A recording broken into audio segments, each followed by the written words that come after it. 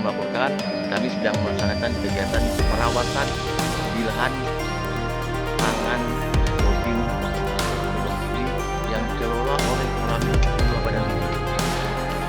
Lahan yang kami kelola ini kurang lebih luasnya 1 hektar dengan isi tanaman singkong yang sudah berumur 4 bulan. Sebagai Babinsa, kami melihat program Limpangan ini sangat bermanfaat bagi masyarakat setempat dalam hal ketersediaan pangan lokal, dalam hal mendukung program pemerintah tentang ketahanan pangan nasional. Kami berharap kegiatan yang kami laksanakan ini sangat bermanfaat dan menjadi contoh bagi masyarakat wilayah binaan Koramil Kedua Badan ini. Demikian Komandan, kami melaporkan.